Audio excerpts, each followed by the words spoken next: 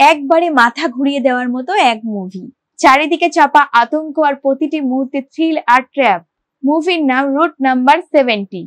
শুরুটা একদমই চেনা, হাইওয়ে ধরে ছুটে চলা একটা গাড়ি, হঠাৎ দুর্ঘটনা।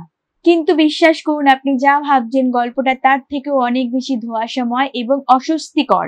মুভির দুই মূল চরিত্র অঞ্জনা আর কার্তিক একটা ছোট ছুটি কাটাতে বনে চলে যায়, কিন্তু ছুটি কখন একটা দুঃস্বপ্নে বদলে যায় বুঝতেই পারবেন না। একটা জঙ্গল আর তার গভীরে একটা অন্ধকার গুহা, আর সেখানে জেগে ওঠা এক অচেনা পাগল। এই সবকিছু নিয়ে এখান থেকেই আসল খেলা শুরু। পাশাপাশি চলছে পুলিশের তদন্ত।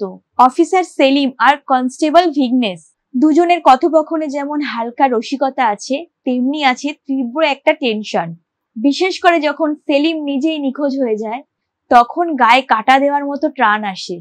পুরানো এক সাংবাদিক, নাম নটরাজন, তিনি এসে যেভাবে ক্লু জোড়া লাগাতে শুরু করেন, মনে হয় যেন আপনি নিজেই ইনভেস্টিগেট করছেন। অভিনয়ের কথা যদি বলি, জিতন রমেশ এই সিনেমার সাইলেন্ট হিরো।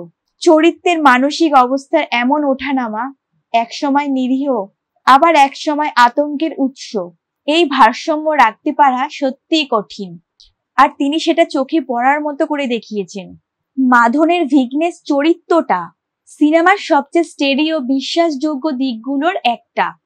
বেশ কিছু জায়গায় ওর সংলাপ একদম হৃদয়ে ছুঁয়ে যায়। যেভাবে আতঙ্ক, অসহায়ত্ব আর মানসিক ট্রমাকে পর্দায় এনেছেন, সেটা চোখে পড়ার মতো। মাঝে মাঝে মনে হচ্ছিল, সে যদি না বাঁচে, আমিও আর দেখতে পারবো না। হরিশ প্যারাডির অ্যান্টাগনিস্ট চরিত্রটা খুব কম সময় স্ক্রিনে থেকেও একটা অদ্ভুত চাপ তৈরি করে যায়।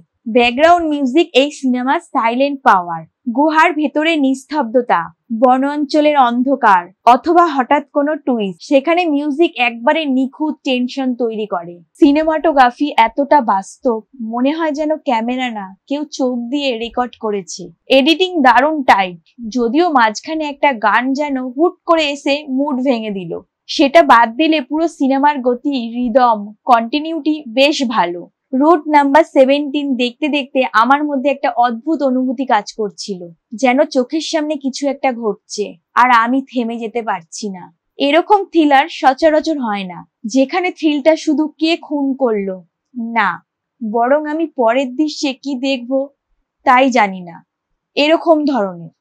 শেষে এসে যদিও আমি বিশাল কোনো শকিং টুইস্ট পাইনি, কিন্তু যেভাবে গল্পটা গুছিয়ে শেষ করা হয়েছে তাতে একটা তৃপ্তি এসেছে।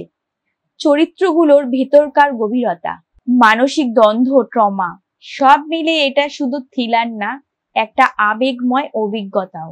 শেষে বলে যাই, যারা রাফ অ্যান্ড রিয়েল থ্রিলার খোঁজেন, তাদের জন্য এটা একবারে মাস্ট রিড, মাস্ট ওয়াচ লেভেলের জিনিস। সিনেমাসির তরফ থেকে এই মুভিটির রেটিং 5-এর মধ্যে 3। শেষ করার আগে বলে রাখি, সাবস্ক্রাইব কিন্তু অবশ্যই করবেন, কারণ আপনারা সাবস্ক্রাইব করলে আমি আরো সাহস পাবো, আরো নতুন নতুন ভিডিও বানাবো। আজকের মতন এখানেই শেষ করি, দেখা হবে পরের ভিডিওতে।